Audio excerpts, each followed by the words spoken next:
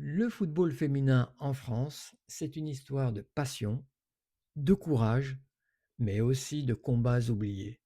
Oubliés?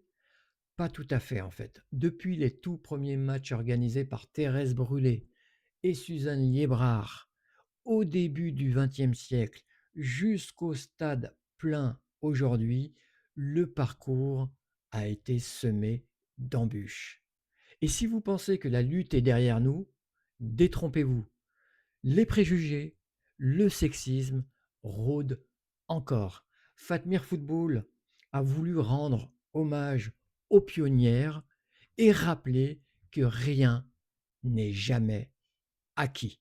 Le vrai décollage pour le football féminin en France a lieu pendant la Première Guerre mondiale. Pendant que les hommes sont occupés à faire la guerre au front, les femmes restent au foyer, travaillent et s'adonnent au sport. Premier match organisé en 1917 par la Fédération des sociétés féminines sportives de France, la FSFSF, et le nom des fondatrices, ce sont Thérèse Brûlé et Suzanne Liébrard, les mêmes que j'ai citées dans mon introduction. Dans les années 20, la discipline prend de l'ampleur, mais se heurte aux critiques virulentes de Pierre de Coubertin et Henri Desgranges, qui jugent le football inesthétique pour les femmes, un comble pour les chantres de l'humanisme. 1941, le régime de Vichy interdit purement et simplement la pratique féminine. Des femmes osaient jouer au ballon, braver les codes sociaux, lancer des championnats, mais leur passion fut balayée d'un revers de main. Le football féminin jugé contraire à la nature féminine. Wouah. Quand on pense aujourd'hui à la beauté des passes de Louisa Nessib, à l'élégance d'une Marinette Pichon ou encore à la rudesse d'une joueuse comme Corinne Diacre dans les duels, on se dit que cette nature avait bon dos. Et dans les années 60-70, tout repart grâce au stade de Reims féminin. Véritable locomotive du football féminin, il attire du public, donne de la visibilité et fournit une génération de joueuses extraordinaires à l'équipe de France. Avec elle, la France d'ailleurs remporte en 1978 un titre de championne du monde non officiel face à d'autres nations pionnières.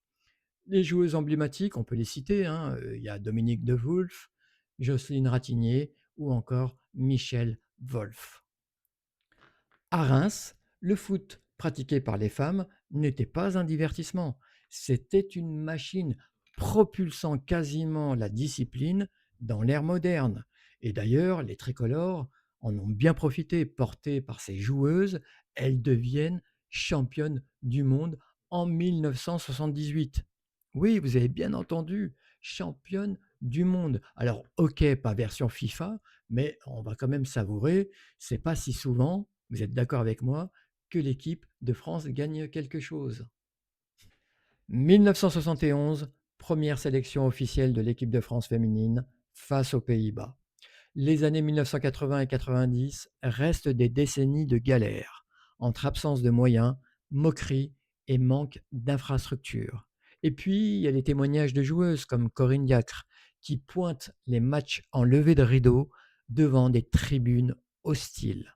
Même dans les années 2000, encore 2% seulement des pages sportives sont consacrées aux femmes.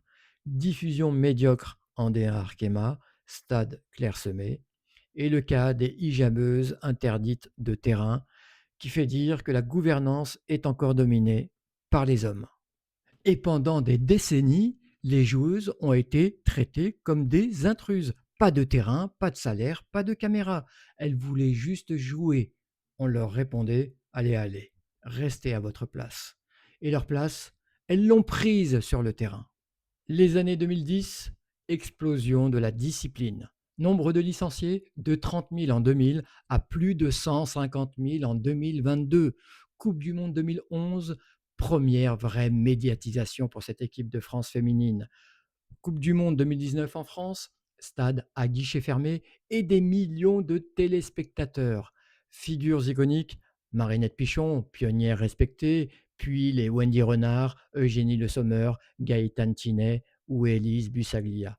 Développement de la professionnalisation, D1 Arkema, salaire correct, stade de club masculin ouvert aux filles.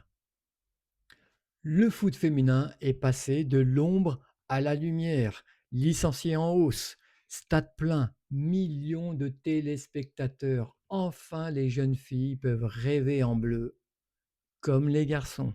Du combat des pionnières en 1917 au coup bas institutionnel, des années d'oubli à l'explosion des années 2010, le football féminin a emprunté un chemin chaotique, chaotique, voire un chemin de croix. Je voudrais m'arrêter quelques secondes pour applaudir ces femmes courageuses qui voulaient simplement jouer au football, s'amuser avec un ballon, faire parler leur passion que nous, hommes, nous nous sommes ingéniés à faire taire.